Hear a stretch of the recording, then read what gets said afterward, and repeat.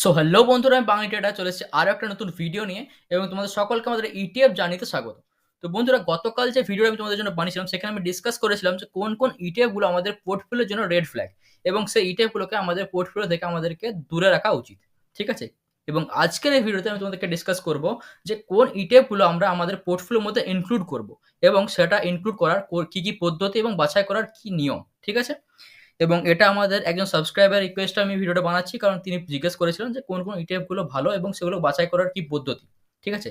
তো ওনাকে আমি থ্যাংক ইউ বলতে চাই এই ভিডিওটা রিকোয়েস্ট করার জন্য। ঠিক আছে? তো চলো আজকে ভিডিও স্টার্ট করছি। তবে তার আগে যারা এখনো পর্যন্ত আমাদের এই চ্যানেলটাকে সাবস্ক্রাইব করেন তারা চ্যানেলটাকে সাবস্ক্রাইব করে বেল আইকনে ক্লিক করে দিও, এবং যারা আমাদের হোয়াটসঅ্যাপ চ্যানেলে এখনো পর্যন্ত জয়েন হওনি তারা হোয়াটসঅ্যাপ চ্যানেলটা জয়েন করে নাও, এবং সেটার লিঙ্ক আমি ডেসক্রিপশনে রেখে দিয়েছি।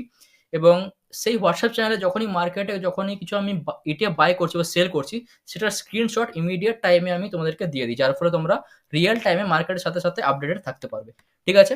তো চলো আজকে ভিডিওটা স্টার্ট করছি। তো আজকের ভিডিও যেমন আমি তোমাদেরকে বললাম যে আমি ডিসকাস করবো যে কোন কোন ইটিএফ গুলো আমাদের ইটিএফ এর পোর্টফোলিওর জন্য ভালো এবং সেগুলো বাছাই করার নিয়ম কি।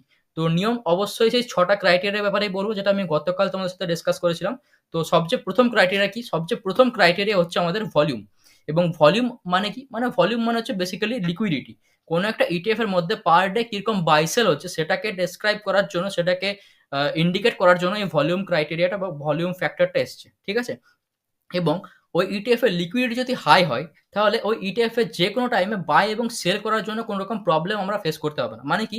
কোনো একটা বায়ার যদি কোনো একটা প্রাইসে বাই করতে চায় ইটিএফটা এবং সেই প্রাইসেই সেলারও প্রেজেন্ট রয়েছে, মানে বাই সেল হয়ে যাবে, মানে ট্রানজাকশন কমপ্লিট হয়ে যাবে এবং তার ফলে বায়ারও হ্যাপি এবং সেলারও হ্যাপি।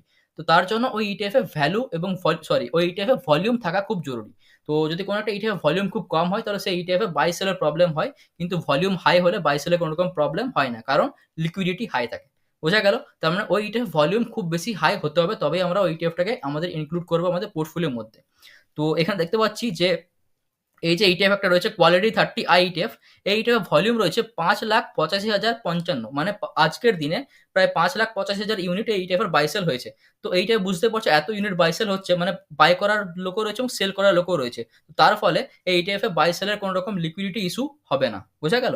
কিন্তু সেখানেই কোনো একটা ইটিএফ এর যদি বাই সেল বা ভলিউম অনেক কম থাকে, তাহলে সেক্ষেত্রে ওই ইটিএফটা আমাদের পোর্টফোলিওর জন্য একটা রেড ফ্ল্যাগ হতে পারে। যেমন কি আগের দিন আমি ডিসক্রাইব করেছিলাম এবং সেখানে একটা এক্সাম্পল তোমাদেরকে দিয়েছিলাম। আজকে একটা এক্সাম্পল দিচ্ছি। ধরে নাও এই যে ইটিএফটা ABG sec ETF, Aditya Birla Sun Life CRISIL broad based gilt ETF, মানে এটা একটা বন্ড ইটিএফ বলতে পারো। ঠিক আছে? তো ইটিএফ এর ভলিউম কিরকম 203টা মাত্র, মানে পার ডে আজকে 203টে মতো ইউনিট বাইসেল হয়েছে। তো এটাই বুঝতেই পারছো, খুব কম বায়ার এবং খুব কম সেলার থাকার জন্য ইটিএফটা আমাদের পোর্টফোলিওর জন্য একটা বেস্ট ইটিএফ নয়। বোঝা গেল? সেখানে কোয়ালিটি 30 আইটিএফ একটা বেস্ট ইটিএফ হিসেবে আমরা কনসিডার করতে পারি। নেক্সট যে ক্রাইটেরিয়া সেটা হচ্ছে আমাদের এক্সপেন্স রেশিও। ঠিক আছে? বা তার আগে আমি বলে দিই একটা নেক্সট ক্রাইটেরিয়া, যেটা হচ্ছে এলটিপি এবং এনএভির মধ্যে ডিফারেন্স। এলটিপি মানে কি? Last traded price. এবং এনএভি মানে হচ্ছে আমাদের নেট অ্যাসেট ভ্যালু। বোঝা গেল? তো এবারে দেখো, এলটিপি এবং নেট অ্যাসেট ভ্যালুর মধ্যে যদি ডিফারেন্সটা খুব বেশি হাই হয়ে যায়, মানে কি? মানে কারেন্ট টাইমে যে ইটিএফটা যে প্রাইসে চলছে এবং ওই ইটিএফটা অ্যাকচুয়াল ভ্যালুর মধ্যে ডিফারেন্স অনেক বেশি। ঠিক আছে? তো ওই ডিফারেন্স যদি খুব বেশি হয় তাহলে সেই ইটিএফটা আমাদের পোর্টফোলিওর জন্য একটা রেড ফ্ল্যাগ।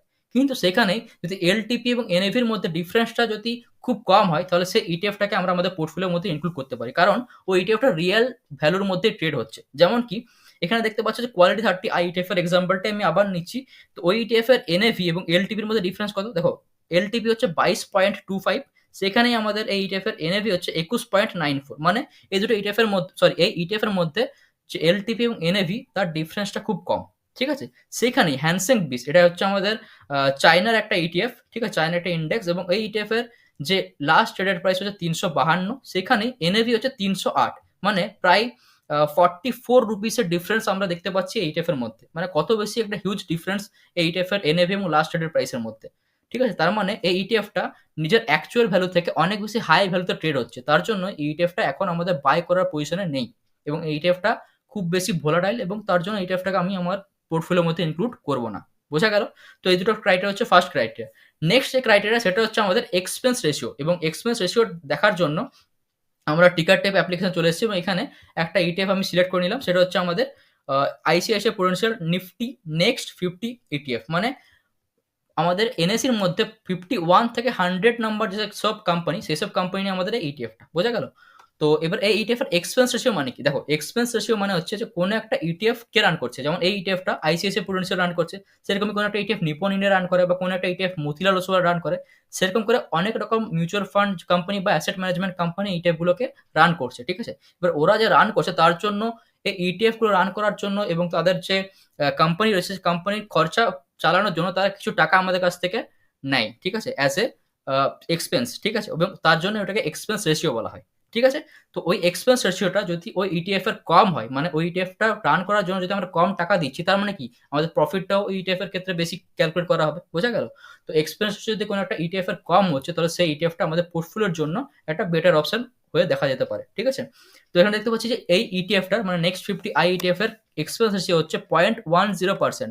সেইখানেই এই যে ক্যাটাগরি মানে আমাদের নেক্সট 50 যেসব কোম্পানি নিয়ে ইটিএফ মানে আমাদের বেসিক্যালি বলতে গেলে নেক্সট 50 ইন্ডেক্স, সে ইন্ডেক্সের মধ্যে যেসব কোম্পানিগুলো বাকি রান করছে, ধরে নাও যে এই ইন্ডেক্সের উপর বেস করে বিভিন্ন ধরনের মিউচুয়াল ফান্ড কোম্পানি ইটিএফ চালাচ্ছে। ঠিক আছে? যেমন আইসিআইসিআই চালাচ্ছে একটা, ধরে নাও মতিলাল ওসওয়াল চালাচ্ছে একটা, ধরে নাও আমাদের নিপন ইন্ডিয়াও চালাচ্ছে একটা, বা মীরা অ্যাসেটও চালাচ্ছে একটা। এরকম করে অনেকগুলো মিউচুয়াল ফান্ড কোম্পানি এই পার্টিকুলার ইন্ডেক্সের উপর বেস করে ইটিএফ বার করেছে। ঠিক আছে?